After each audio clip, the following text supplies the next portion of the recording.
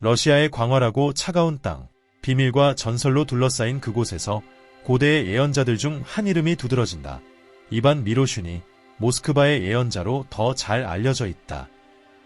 많은 이들에게 성인으로 숭배받는 그는 시간의 장벽을 초월한 비전을 지닌 인물로 재앙, 혁명, 제국의 부상을 예언했다.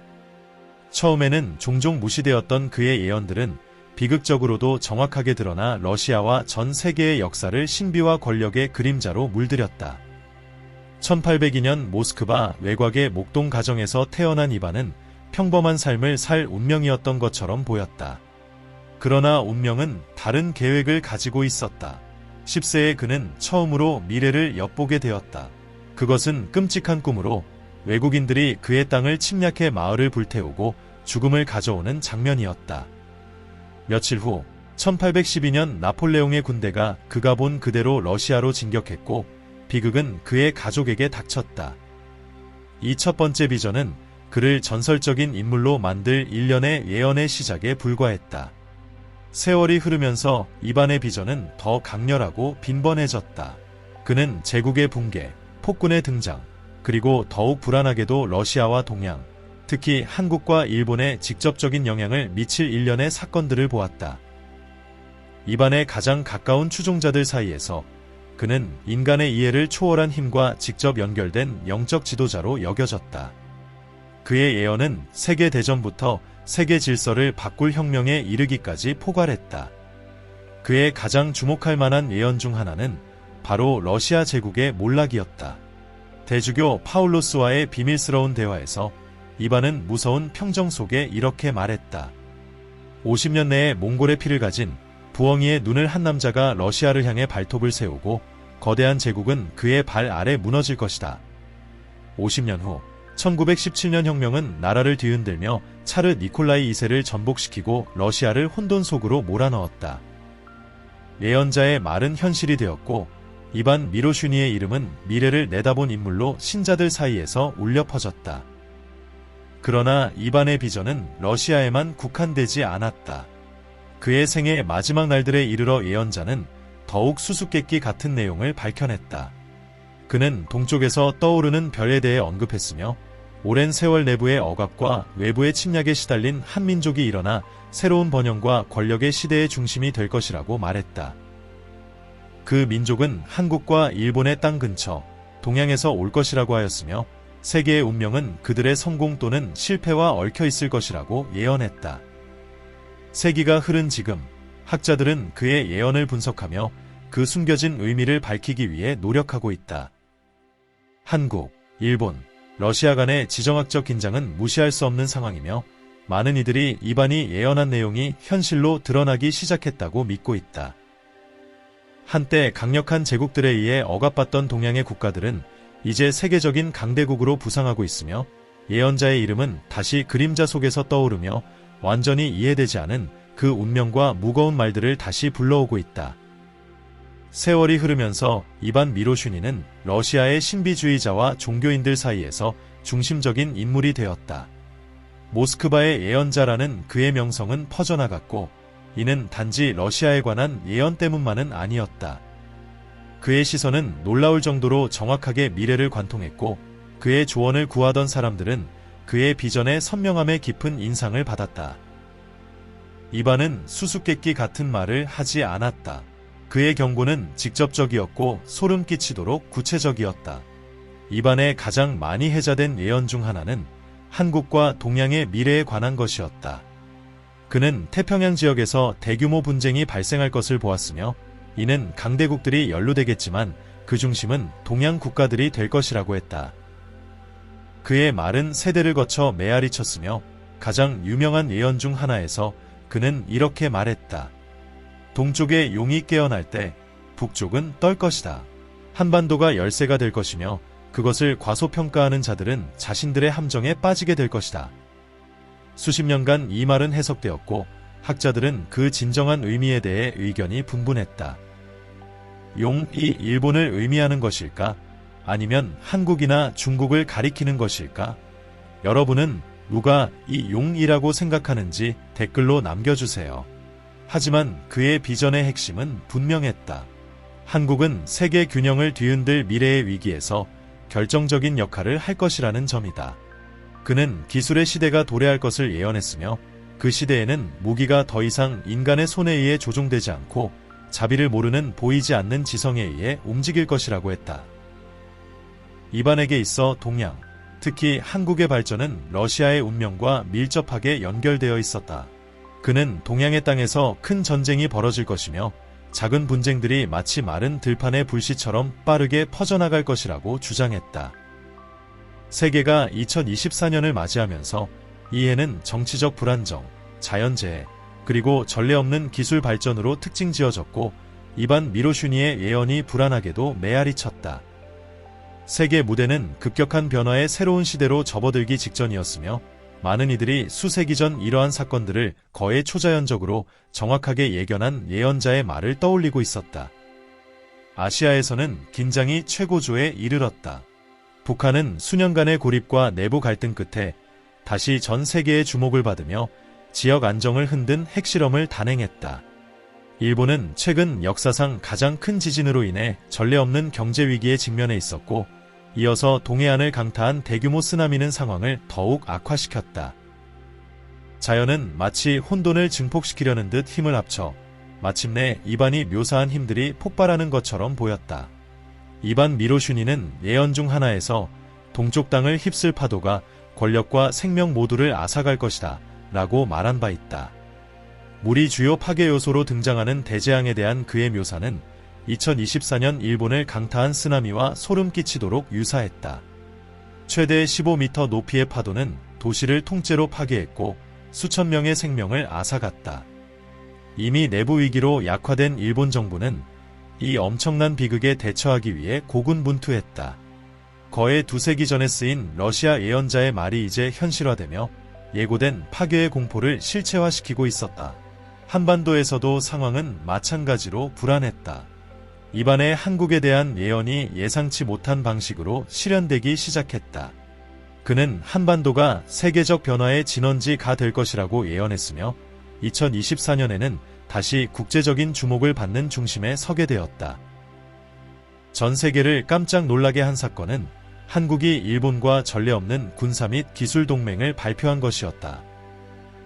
이 동맹은 북한과 중국에서 점점 커져가는 위협에 대처하기 위한 조치로 이반이 새로운 위협의 그림자 아래서 이루어진 옛 적들의 예기치 않은 연합이라고 묘사한 내용을 정확히 반영하며 아시아의 지정학적 역학을 크게 흔들었다. 오랜 세월 동안 이반의 글을 분석해온 학자들은 이제 그의 예언을 새로운 시각으로 보고 있었다.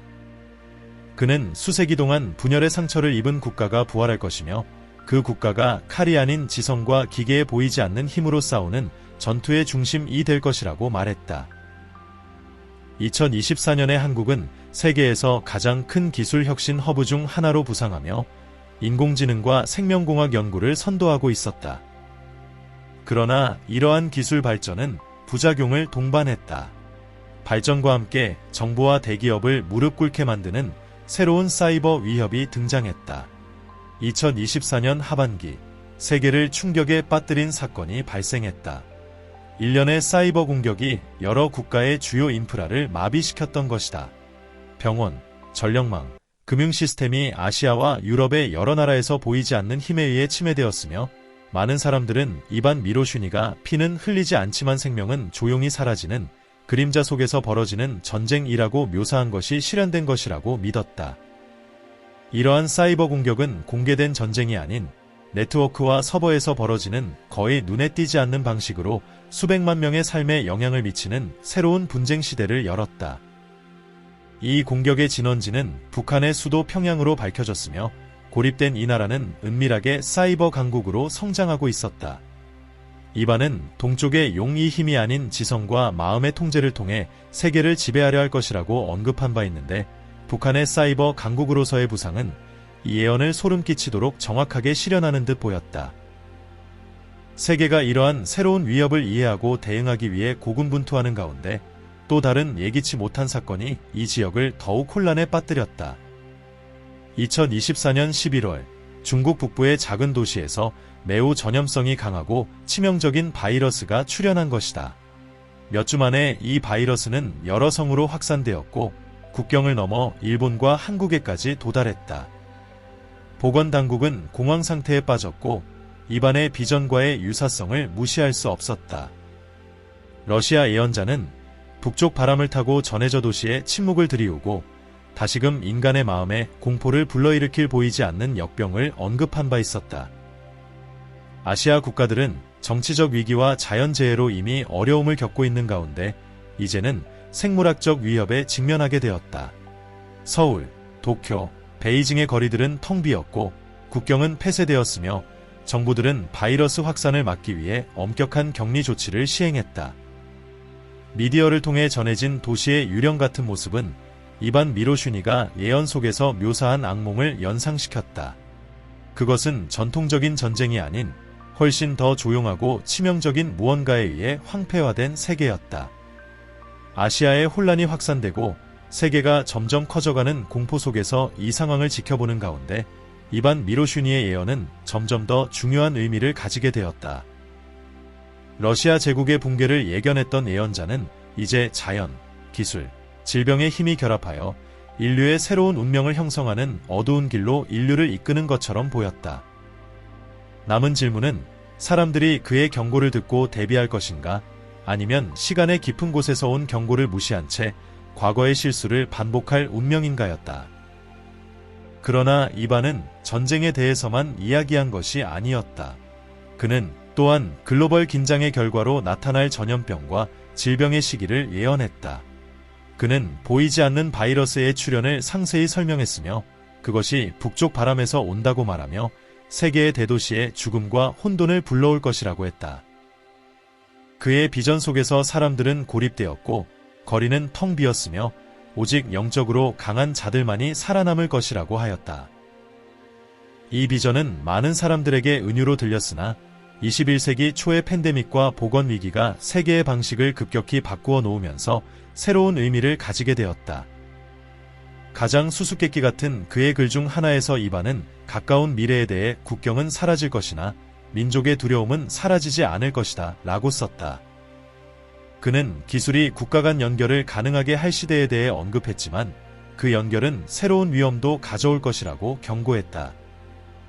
그것은 감시, 통제, 그리고 보이지 않는 전쟁의 시대가 될 것이며 위협은 사방에서 동시에 다가올 것이라고 말했다.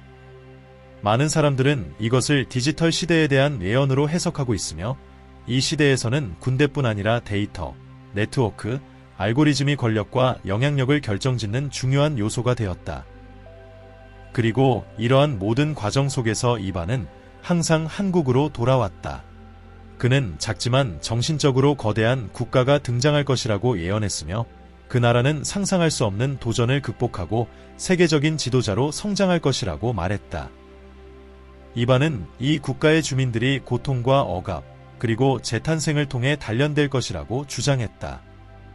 그는 이 국가가 수세기 동안 내부와 외부의 싸움을 겪으며 재에서 다시 태어나 불사조처럼 새로운 세계의 중심에 설 것이라고 하였다. 시간이 흐르면서 이반의 예언은 세계 지도자들과 학자들의 주목을 받기 시작했다. 그들은 이 예언에서 미래에 일어날 일에 대한 정확한 묘사를 찾고 있었다. 러시아가 1917년 혁명 이후 스스로의 몰락을 겪었을 때 많은 이들은 그가 동양에 대해 예언한 일들이 다가오고 있다고 두려워하기 시작했다. 그가 예견한 세계적인 붕괴와 한국과 일본이 그 중심에 서서 미래를 놓고 벌이는 전쟁은 점점 더 현실적인 문제로 다가오고 있었다.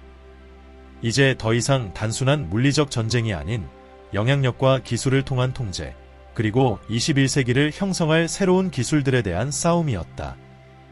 그럼에도 불구하고 이반은 운명이 정해져 있지 않다고 믿었다. 그는 예언이 경고이지 판결이 아니라고 말했다. 그의 목적은 사람들에게 다가올 일에 대비할 수 있도록 경고하고 각성시키는 것이었다. 그러나 그를 진정으로 들은 사람은 거의 없었다. 이반 미로슈니는 많은 예언자들처럼 죽었으며 그의 말은 많은 사람들에게 불신을 받았지만 그 예언의 무서운 정확성을 목격한 이들에게는 경외심을 불러일으켰다. 현대 세계가 점점 더 동양을 주목하게 되면서 이반 미로슈니의 말은 다시금 긴박한 울림을 가진다. 강대국들은 여전히 기술과 군사적 우위를 두고 경쟁하며 한반도를 둘러싼 긴장은 그 어느 때보다도 높아졌다. 학자들은 이제 그의 예언의 마지막 퍼즐 조각을 맞추기 위해 고군분투하고 있으며 한국과 동양 전체의 미래는 더욱 불확실해지고 있다. 2024년이 지나감에 따라 이반 미로슈니의 예언은 소름 끼치도록 정확하게 실현되는 듯했다. 자연재해로 인한 혼란, 기술적 충돌, 그리고 치명적인 팬데믹은 단순한 고립된 위기가 아니었다. 이들은 보이지 않는 힘에 의해 서로 얽혀 있었으며 러시아 예언자의 말이 마침내 현재의 상황에 반향을 일으킨 것처럼 보였다. 아시아의 국가들, 특히 한국과 일본은 이 폭풍의 한가운데 있었다. 세계의 미래는 이 땅들에 달려있는 듯했으며 이는 이반이 예언한 바와 같았다. 바이러스가 확산되고 기술적 긴장이 고조됨에 따라 시대의 종말이 다가오고 있다는 느낌이 점점 더 부인할 수 없는 사실로 다가왔다. 많은 사람들에게 남은 질문은 이반이 예언한 붕괴가 불가피한 것인지 아니면 아직 비극을 피할 시간이 있는지였다. 그는 언제나 자신의 비전이 결정적인 판결이 아닌 경고라고 믿었다. 그의 마지막 날에 사람들이 제때에 깨어난다면 운명은 피할 수 있다고 말했지만 늘어가는 혼돈 속에서 그 깨어남은 여전히 요원해 보였다. 이반이 새로운 시대의 열쇠라고 묘사한 한국은 내부적인 딜레마에 직면해 있었다. 한편으로는 세계에서 가장 혁신적인 기술과 군사 강국으로 떠오르고 있었고 다른 한편으로는 중국과의 긴장과 북한의 지속적인 위협 속에서 나라가 파괴될 위기에 처해 있었다. 예언자는 한 국가의 힘은 그 영토가 아니라 마음과 정신을 지배하는 능력으로 측정될 것이라고 말한 적이 있으며 이 말은 그 어느 때보다도 진실해 보였다. 국가들이 급변하는 세계에 적응하기 위해 고군분투하는 가운데 세계 지도자들은 답을 찾기 위해 동향을 주시했다. 일본은 자연재해로 큰 피해를 입었음에도 불구하고 재건을 시작했고 한국과 다른 지역 국가들과의 동맹을 강화했다.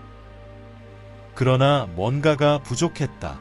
모든 기술적, 군사적 힘에도 불구하고 더 깊은 차원의 변화가 진행되고 있었으며 이는 기계나 군대로 예측하거나 통제할 수 없는 것이었다. 이반 미로슈니의 마지막 말은 여전히 학자들을 사로잡고 있었다. 진정한 힘은 시간의 영혼을 아는 자의 손에 있다. 과학을 아는 자의 손에만 있는 것이 아니다. 초강대국들이 패권을 놓고 경쟁하는 동안 새로운 조용한 힘이 떠오르기 시작했다. 지금까지 글로벌 무대에서 무시되었던 작은 국가들이 전에 없던 방식으로 조직되기 시작하며 기존의 질서를 위협했다. 아시아 전역에서 영적 단체와 문화적 재생운동이 강력하게 나타나며 기술이 세계를 집어삼키는 것처럼 보이는 이 시기에 오래된 가치와의 재연결을 요구하며 기술적 지배에 대한 대안을 제시하고 있었다. 아시아의 작은 국가들이 영성과 지속 가능성, 그리고 민족 간 협력을 바탕으로 전 세계적 위기에 대처하는 방식에 혁신적인 변화를 가져오고 있다는 이야기는 매우 흥미롭습니다.